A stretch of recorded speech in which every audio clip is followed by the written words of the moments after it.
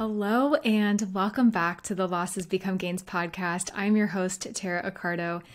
And to start wrapping up 2023 and to welcome 2024 with big open arms, I wanted to share 6 game changer level things that I learned this year. But I don't want this to be all about me and my learnings and how they've only affected me. These are things that I thought about very carefully, that I truly felt could apply to you as well, because I had you in mind as I was doing this self-reflection and creating this episode today. So simply put, your gain from this episode is to sit back and relax and dive into these 6 game-changing mindset shifts and realizations with me. My hope today is that these might resonate with you in some way and inspire you going into the new year as well.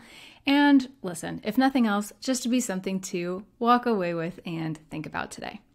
But I also want to mention that although this is a very griefy podcast, these are not all grief related. This is truly a more overarching, all-encompassing life after loss sort of deal that we're talking about today. And we are going to get into some griefy things here, of course, but I also really wanted to make this conversational and be just a little bigger and impactful for our everyday well-being and mental health and more in-depth, so you can really apply this to whatever is going on in your life right now or what might come up for you in the future. So without further ado, let's just get right into it. So number 1, this one is definitely on the griefier side. And this actually is not something that I will say I learned just this year, but I wanted to mention this because it continues to surprise me. It continues to shock me. But at the same time, I have really felt a lot of mindset shifts and growth within myself when I come across situations like this. So just hang with me on this one. So this game-changing learning is that insensitive people and comments will continue to come, even years down the line after your loss. And it can still be shocking, as I said. Now, this might not be game-changing, okay? But let me give you some context here. So this point stemmed from something that actually happened to me very recently towards the end of this year. And I had someone that actually my mom knew. And if you follow me, by the way, on Instagram, you might have seen that I posted about this because I felt so passionately about it. But basically, their message to me was, I lost my mother, father, and brother. Don't tell me what pain is all about. I really know what it is. Time to let it go. You have to do the same thing. You are not the only one to lose someone. There's a lot of issues that I have with that message, and it really caught me off guard. It felt very unnecessary, very almost like she was kind of attacking me for something, which was so strange because she wasn't responding to any particular post of mine or content. It just felt so out of the blue and very almost accusatory. And without breaking down every sentence in this message and going into it, like I mentioned, I did that on Instagram, and there was a lot of feedback on that one. A lot of people had a lot of opinions, rightfully so. A lot of outraged people, including myself. But really what I want to get at by bringing this up today is not to put this woman on blast. It's to go a step deeper here and explore why someone might say something like this and how we can then respond to it.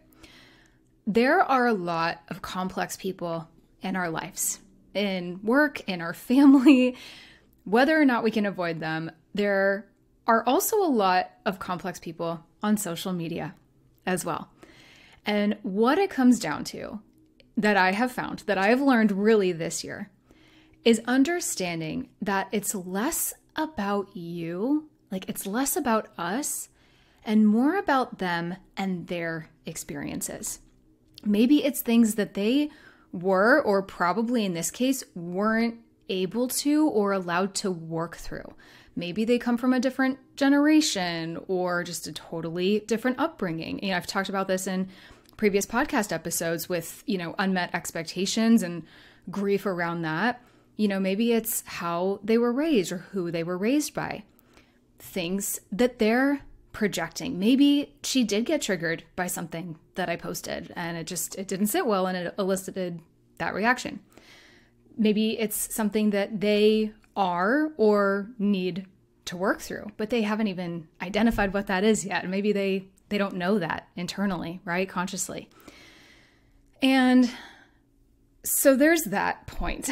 But another somewhat related note that I want to mention here is that re-grieving is a real thing, no matter how many years have passed. And the reason I want to bring this up on sort of a related, unrelated note is that, maybe she's going through a difficult time, or maybe I'm going through a difficult time, but she didn't know that or understand that. And this re-grieving process really needs to be acknowledged. And what do I mean by re-grieving? It could be something big or even something minor coming up in our life that is bringing up a lot of the initial grief that we felt when, let's say, an event first happened. So, i.e., the death of a loved one. Maybe it's the day divorce papers were signed, right? Like, this doesn't have to be a death. This could be anything.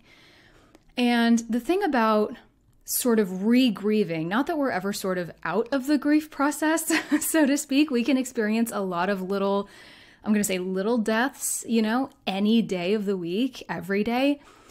But with these bigger losses, I'll just call them bigger losses for the sake of this conversation, not everyone really understands or realizes this, right? That's why it can, that acute grief can feel so profound. And then we start working again, or, life goes on and we feel kind of stuck, or we're like, oh my God, everyone's moving on, but I'm still here. I'm still struggling with this, right? So people forget that sometimes. And it's something that is so individual to all of us and kind of has to happen in our own time. So for someone to, sit there, especially behind a computer, and have the audacity in a way to say things like that to us, or, like, you should be over it already, or you really need to move on. So in a way, it's this tricky balance, right? We kind of have to stay in our own lane in our grief in a way, but it's just a matter of seeing each other and holding that space.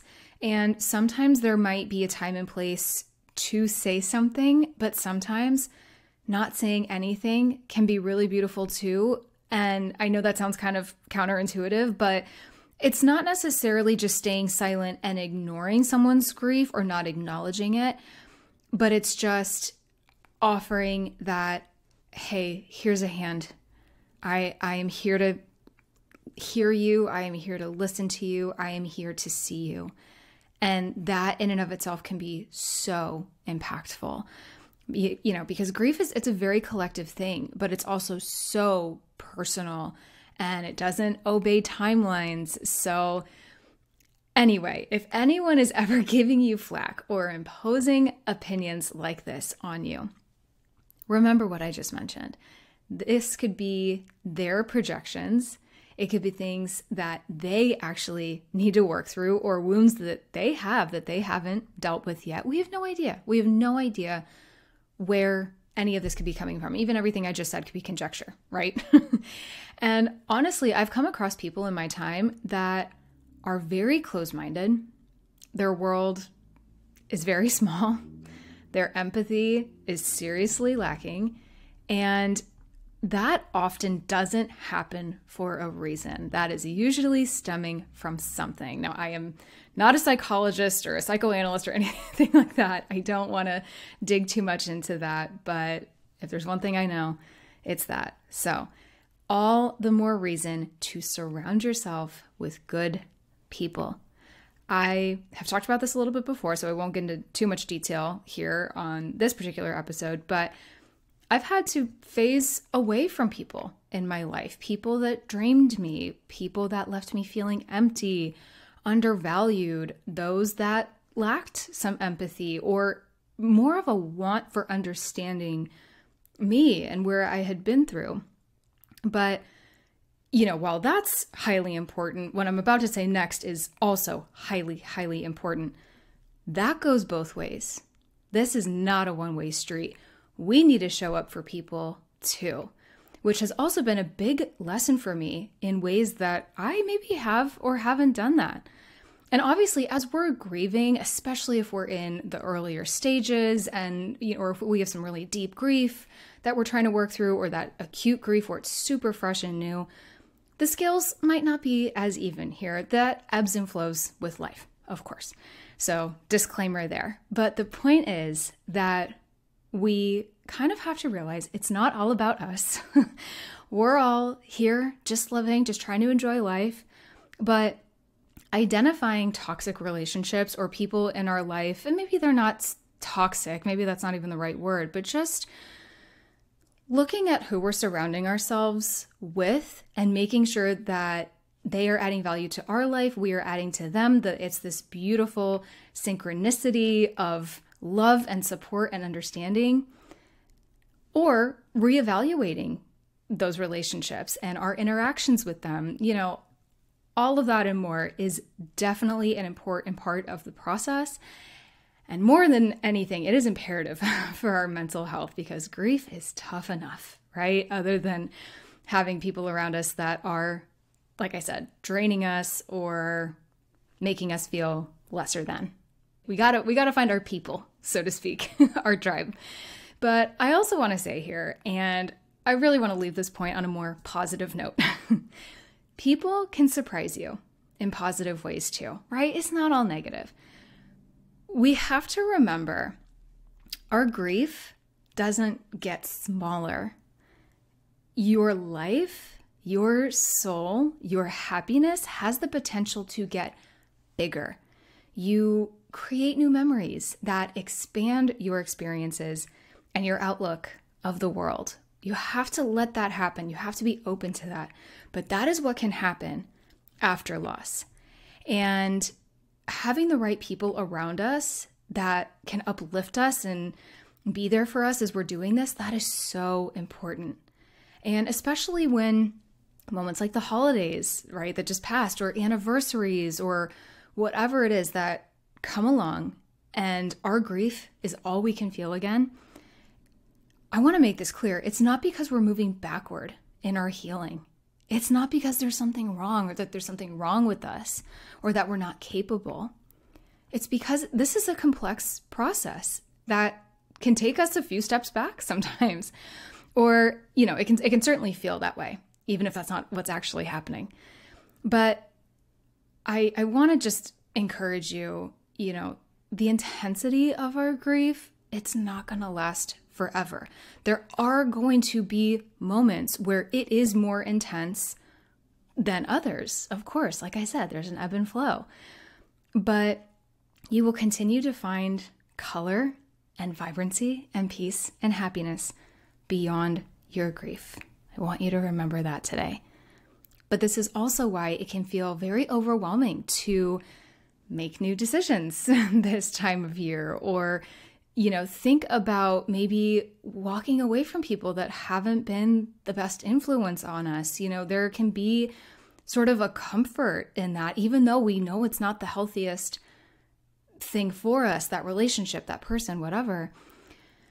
And outside of any relationships, we're told to set new goals for the year while we might be in the middle of feeling the weight of perhaps some unexpected pain or some grief that's kind of cropping up again. And we can get discouraged because it can feel like this will go on forever and it's never going to stop and it's exhausting. But this is where we can take a beat and just pause. We can take a breath, we can rest, and we can release expectations on others and also ourselves, and just be. And I have an episode coming up where we're going to talk about setting intentions and having sort of a word for the year. I'm really excited about this. again, it's this beautiful balance of allowing the peace, allowing the rest, allowing us to just sit with our grief, but also, as I'm always saying, taking those healthy baby steps every single day, however we can. That collectively will open us up and expand our mind and expand our life. So with that all being said, just to close out point 1, I think this is a good segue into point number 2 here. It is okay to create big, exciting things, and it's also okay to slow down.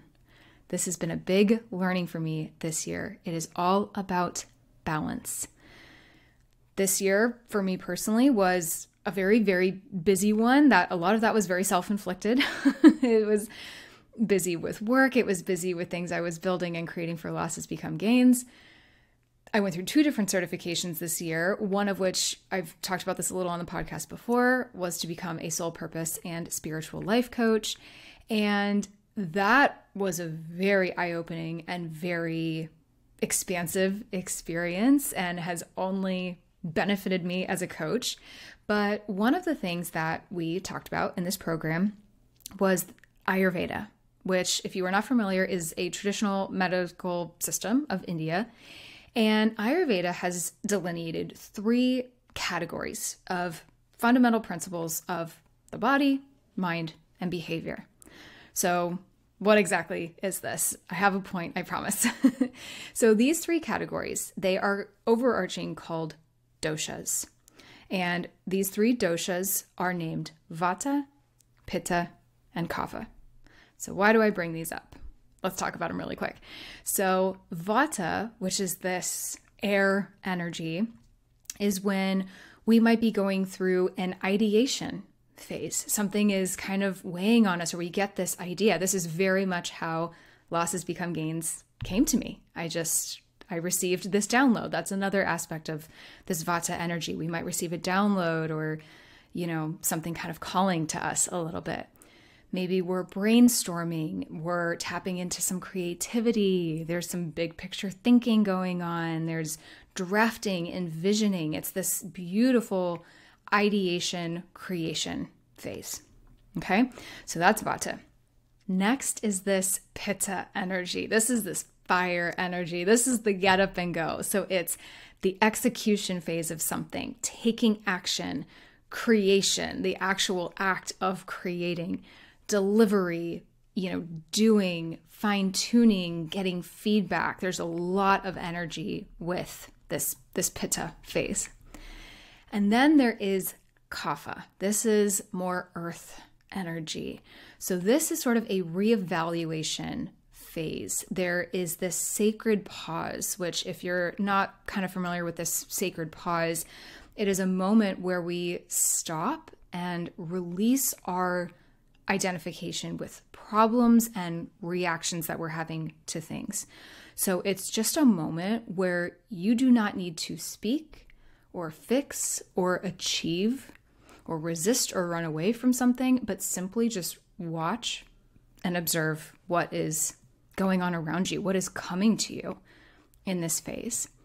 And this Kapha phase is also a lot about reflection, rest, recovering, kind of just mulling things over and again, seeing what comes up for you.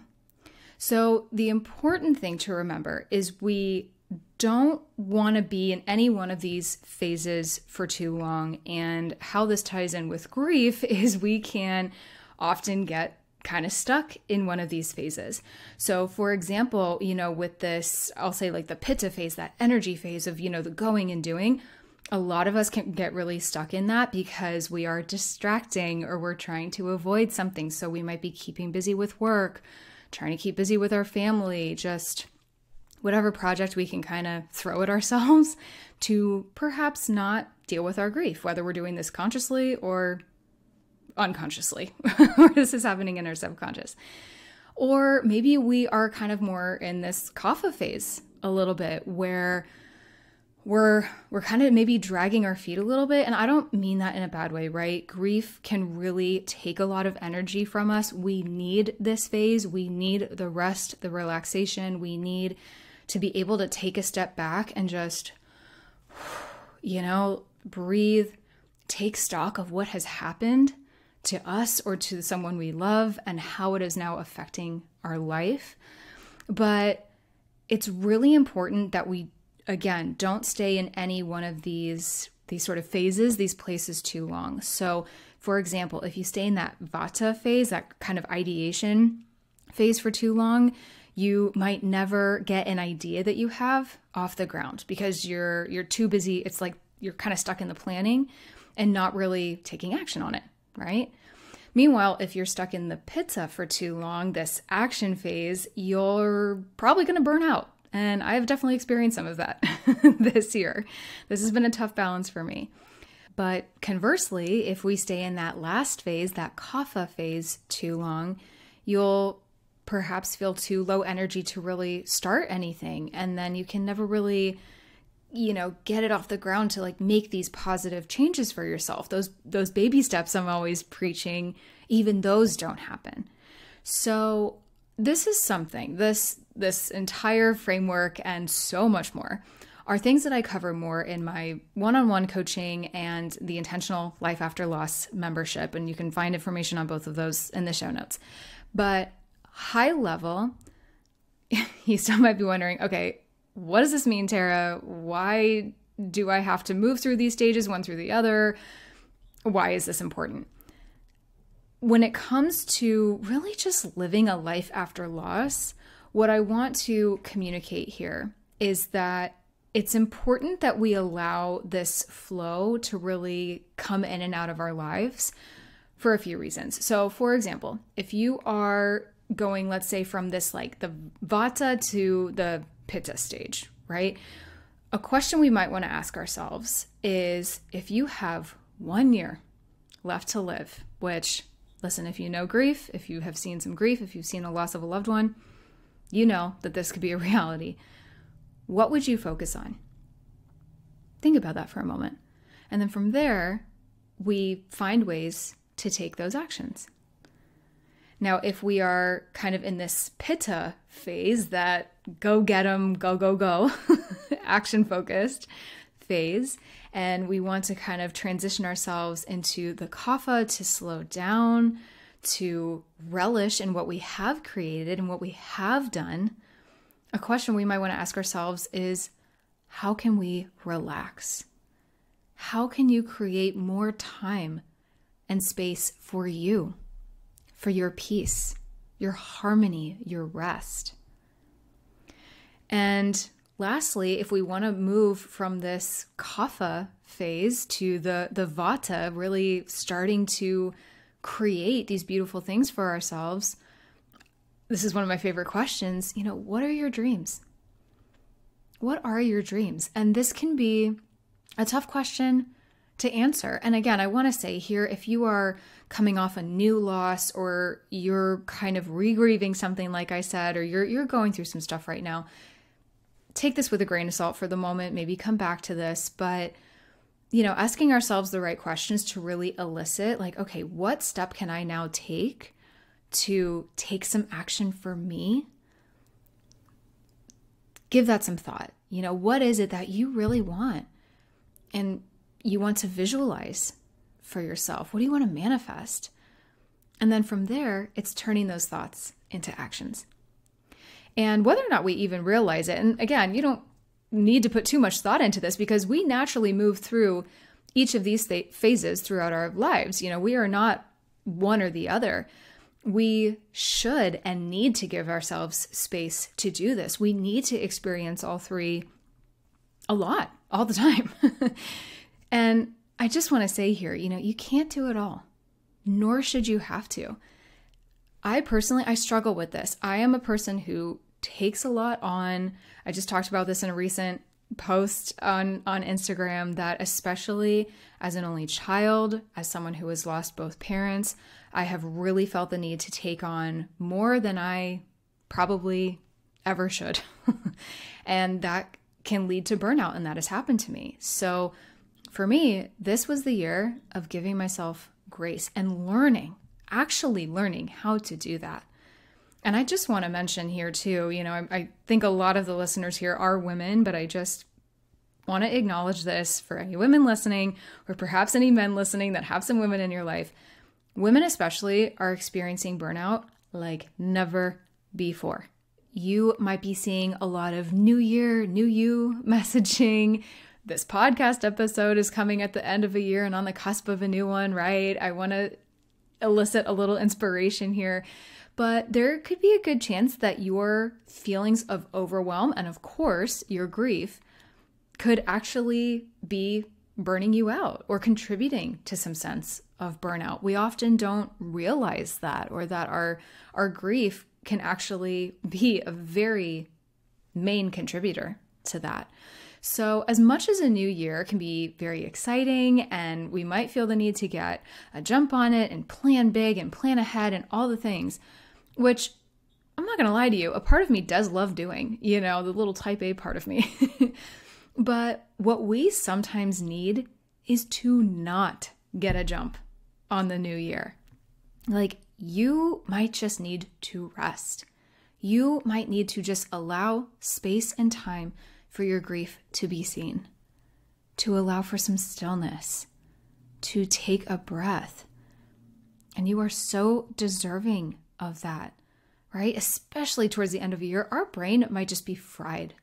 We are exhausted, but we're often being told that doing more is what will help us. I have fallen into this trap. And again, I want to preface it like with the previous episode, with this episode, the next one that I'm releasing next week. There are definitely some action items or things you can try. And that's my job, right? As a coach, I want to inspire. I want to give you tools. But this all has to be in alignment with what feels good to you, what feels empowering to you.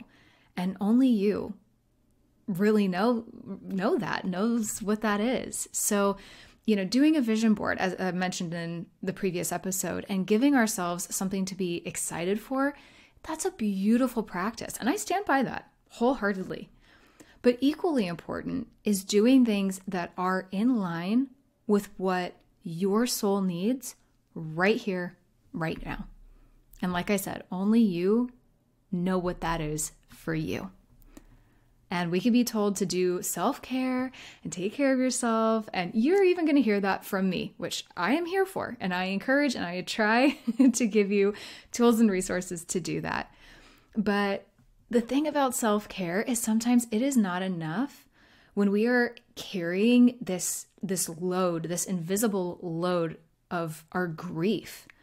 So I want to take this opportunity to just address this really quickly and acknowledge that it is perfectly okay, as you might be hopefully getting inspired or maybe thinking about some things that you want to, manifest for yourself next year or whatever. It's just as okay to take your foot off the gas too. Maybe do a little of both, right? Maybe step into that kapha phase that I mentioned, but also have some fun thinking about things that you want to try, that you want to do, that you want to explore for you. And I was actually speaking with a fellow coach and a dear friend recently, and I just wanted to bring her up because she was telling me that she was feeling a bit spread thin, a little bit drained, and she, as a coach herself, she had the most beautiful mindset around it, but what she did is instead of like beating herself up for that or wondering why it was happening or whatever, she honored that. And in allowing herself to do that and allowing herself to take the foot off the gas and cutting out some of the noise from everything else and everyone else and all of these other outside influences that we might have in our personal life or on social media or whatever, she came back to herself a little bit. And let me tell you, new opportunities came to her because of that. Some things that she didn't even think about exploring, or something that never would have come if she didn't give herself that opportunity. So think about this for yourself. Maybe you're feeling just overwhelming exhaustion that maybe even disrupts your daily activities or your work or your time with your family. Maybe you're feeling some shame over something. Maybe you are comparing yourself to someone. Maybe there is some guilt that you're experiencing, be that around your grief, maybe around parenting. Like I am especially looking at you moms with some mom guilt. I'm seeing a lot of that online lately. So I just want to give you lots of love if this is you right now. Maybe you are emotionally distancing yourself from people or certain situations. Maybe you're feeling a little short-tempered, feeling isolated and just a bit disconnected. Maybe you are experiencing some mental fatigue or a little lack of creativity. There's a loss of enjoyment with different activities. Your mood is kind of low. I could keep going on, right? So if any of what I just said resonated with you and you're just like, yeah, Tara, that sounds like me. What do I do? So high level, some things that can help with this other than just general self-care is, focusing on one task at a time. We've talked about this more in the previous episode. Go check that out if you haven't already. But, again, breaking things down into more manageable, bite-sized pieces can really, really help with this. Number 2, ask for help. This has been such a lesson for me. I am not someone that likes asking for help. I don't like imposing on people, but for real, whether it's your partner, whether it's someone to watch the kids, whatever this looks like for you, allow yourself that help. Allow yourself to accept that help. Find connection with others. This is why I created my membership and community towards the end of the year. This is exactly what I wanted. I wanted people to feel, supported and like they had other people that could really see them and hear them, not only around the holidays, but especially going into a new year.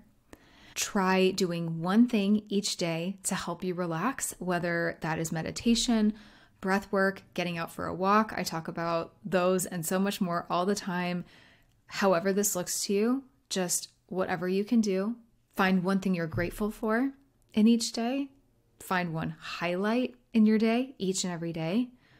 Have a very honest conversation with your partner or people around you about how you are actually doing and what you're feeling, and feel confident in owning that. And if you don't have anybody in your immediate life, right, there are so many resources. There are grief groups. There are other self-help groups. There are Facebook groups. There's, the Losses Become Gains community. Like I said, my membership, that's what it's for. It is so possible for you to find the right group of people for you out there. I just want to encourage that. And lastly, finding clarity on the direction that you want to be moving in. We're going to talk about this more in next week's episode, but that's why I love doing reflections at the end of the year, much like we're doing here, but that's really what next episode covers, because there can be so much that can come to the surface for us when we give ourselves the time to do this. It's amazing. It is so eye-opening, and you never know what doors this could open for you. Number 3 here, and this is almost a little bit related as well, but focus on doing one thing and doing it really well versus trying to spread yourself too thin. Something I've learned this year is this is a really valuable thing to be able to do. Honestly, this is actually kind of a skill. And I sort of just alluded to this, but I mean this more holistically too. As someone with an entrepreneurial spirit and mind, it's kind of the way I work, we can want to do all the things. I really struggled with this with Losses Become Gains this year. There's a million things I want to do with it. It's all very exciting, and that's great. And I think it's amazing to be motivated like that. But sometimes when we're always going, I'm going to talk about this in a little bit, but we don't appreciate what we have done.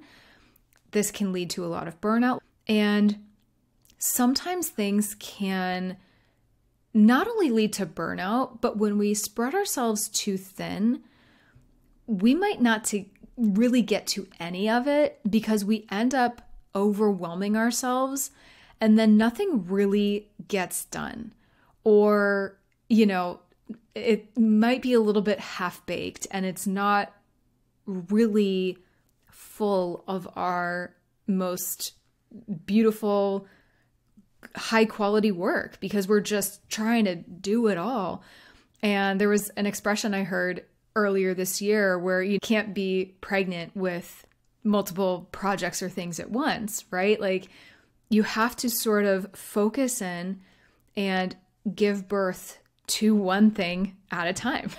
And so you also might have heard the expression, it's better to be great at one thing than it is to be good at many things.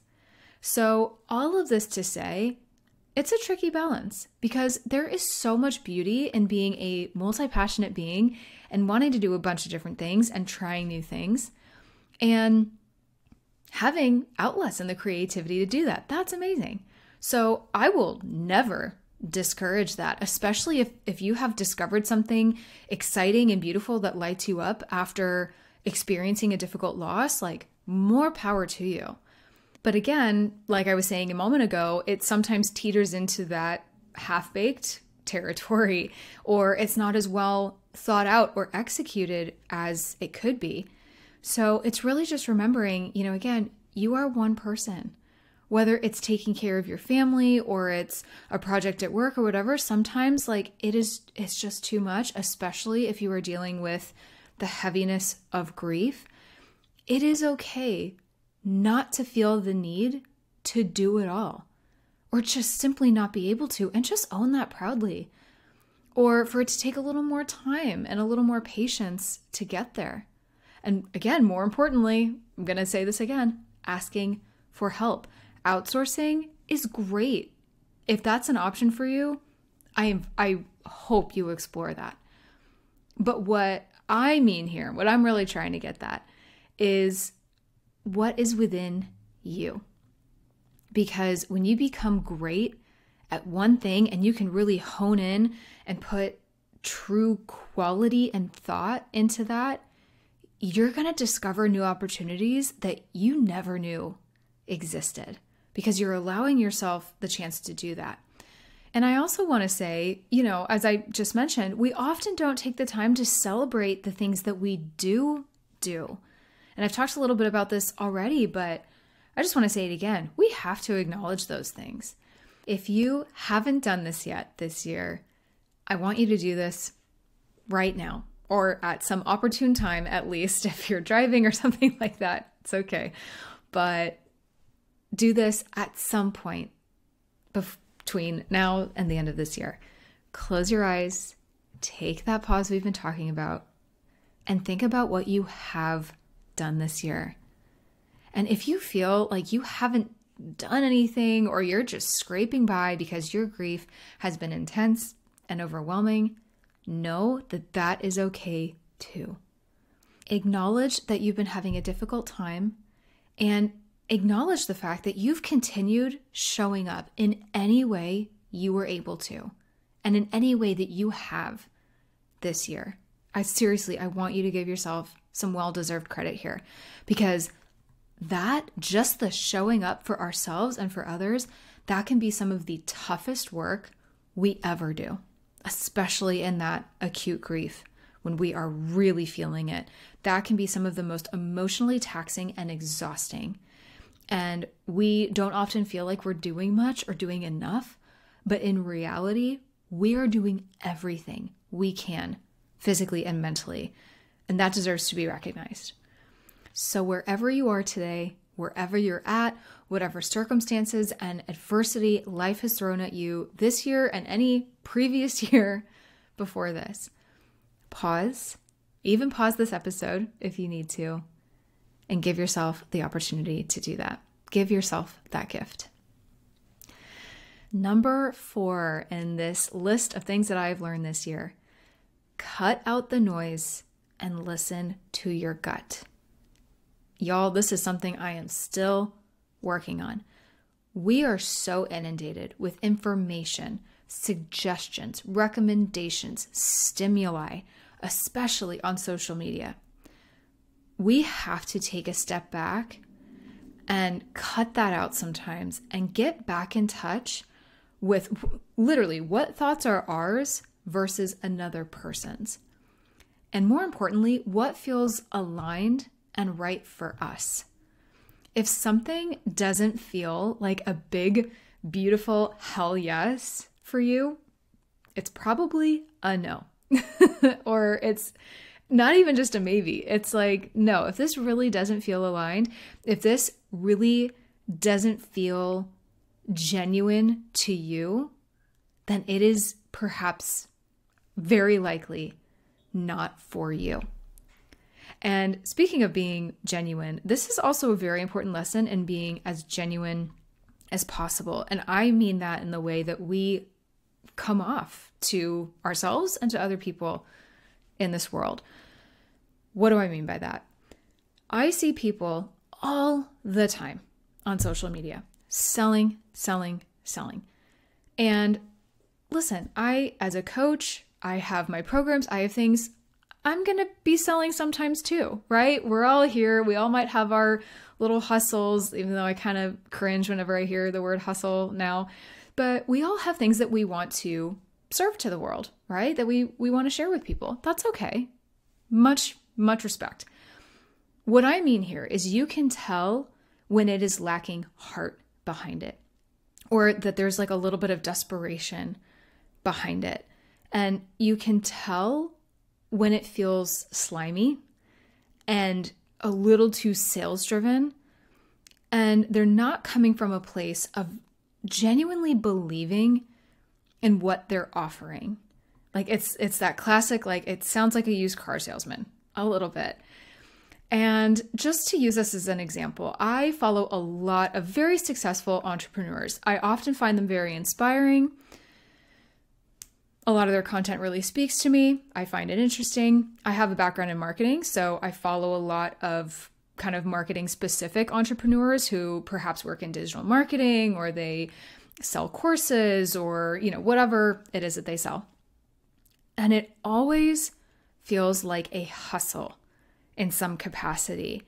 And while they might make really great, engaging content, you kind of lose the why behind it. And I kind of catch myself wondering, like, why are they so passionate about this?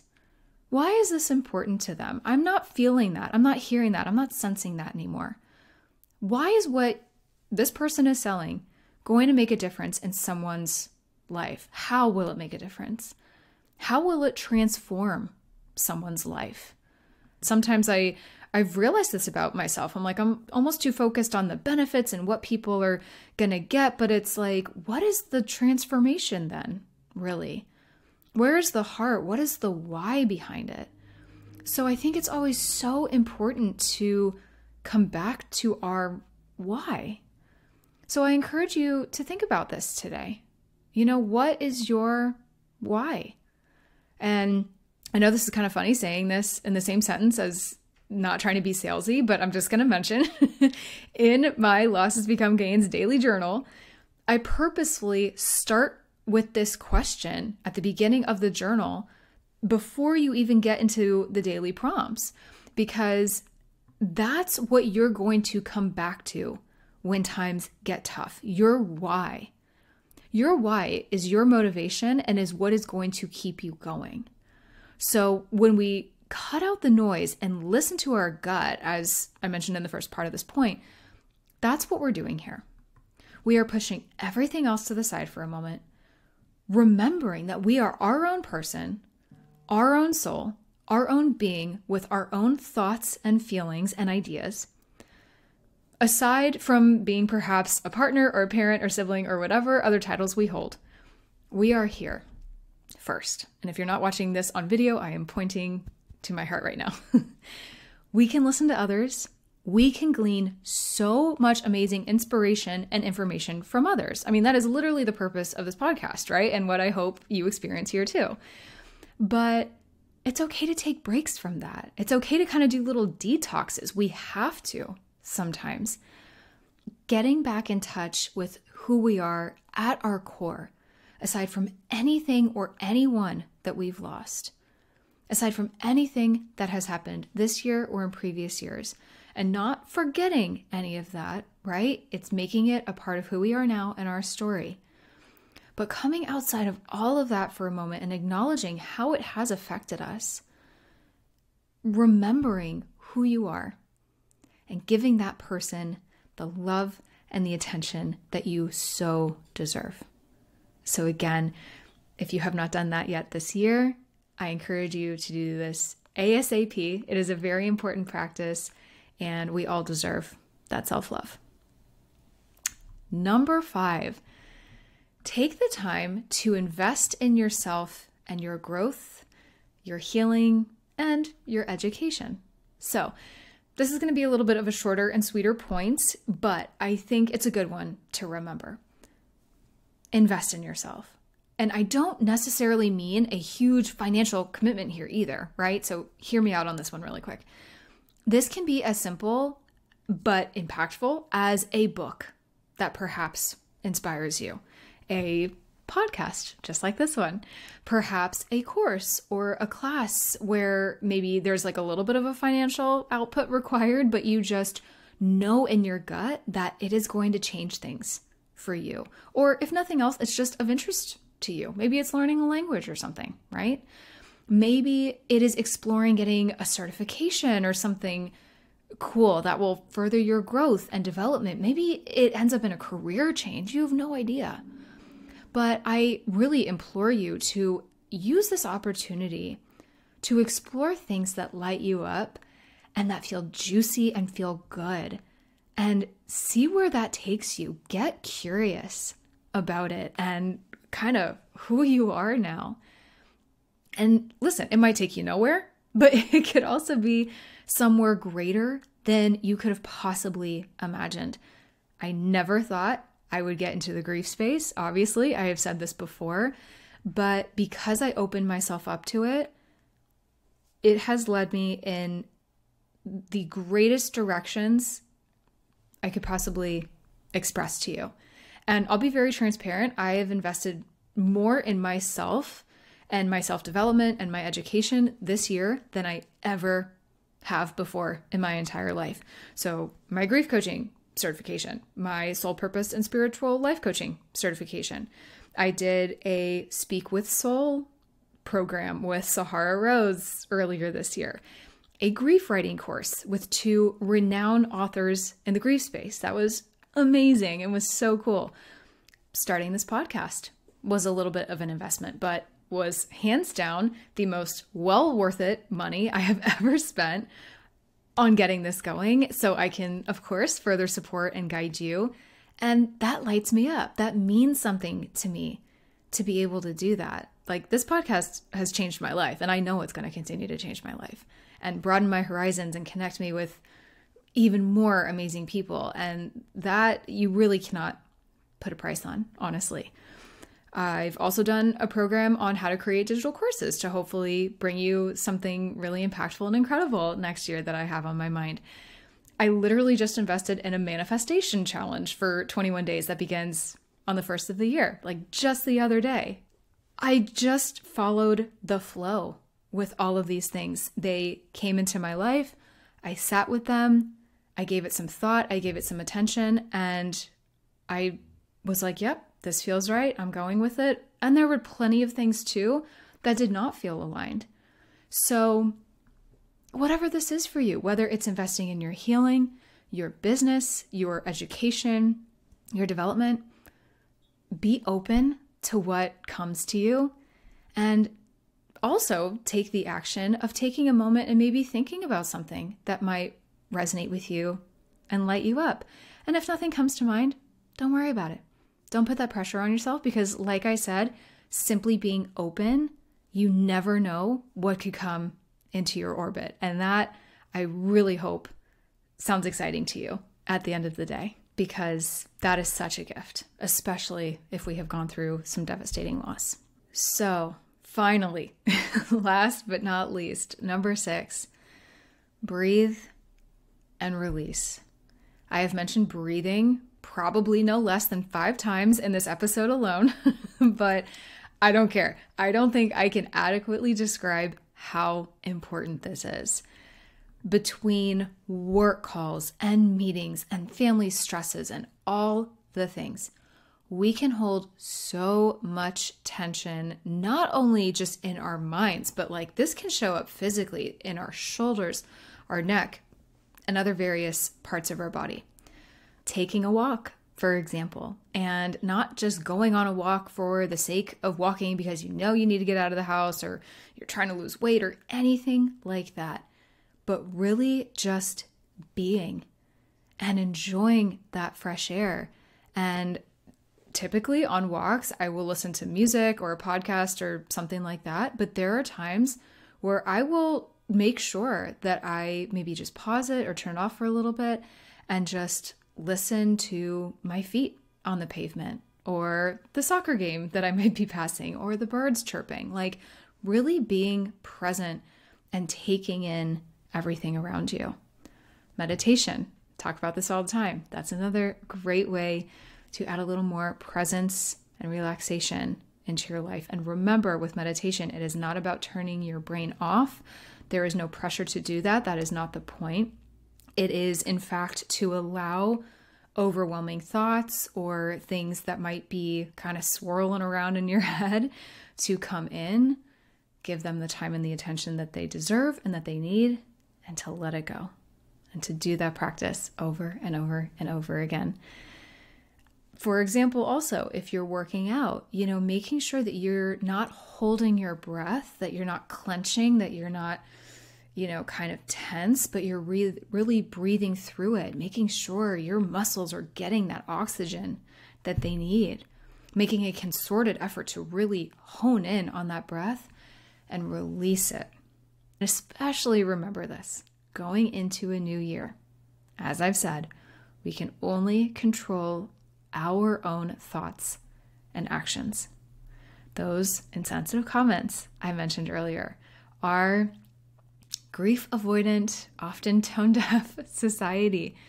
We can work to make change for ourselves and for this collective, but that starts with us and our own actions and thoughts and words. It's how we treat other people, but more importantly, it is how we treat and honor ourselves. So if there is anything that I've walked away with this year, in addition to everything I've said previously in this episode, it's that. It's holding space for ourselves, it is holding space for others, and it is how we honor ourselves and others. So much power, so much transformation, and so much of our happiness and peace, it is all within our hands. And I am certainly here to help you along with this process, as is this podcast. But again, there are truly so many resources out there for you. If you need more help with this, I am always here. If you need recommendations or further help, my DMs, my inbox is always welcome to you. You can just simply email hello@lossesbecomegains.com. I never for a second want you to feel alone in this process or that you have to tackle any of this by yourself. So with that all being said, I truly, genuinely hope this episode uplifted you just a little bit, if nothing else, going into this new year and gave you some things to think about. I cannot believe we are so close to the end of 2023. I am sending so much love your way as we close out this year, this chapter in our lives, so to speak. And if you did enjoy today's chat or anything that you have heard here on the podcast so far this year, I would truly, truly appreciate a comment or a review on whatever platform you're listening on so I can help reach more ears of those who need it. I hope you have a beautiful new year, my friend. Remember to give yourself all of the grace in the world going into this new year. Take those breaths, take that pause, take the pressure off, do things that inspire you, do what feels good, and know that everything is going to be okay. And I will be back just after the first of the year with a brand new episode to get you going on the right foot. So with that, I will see you in 2024.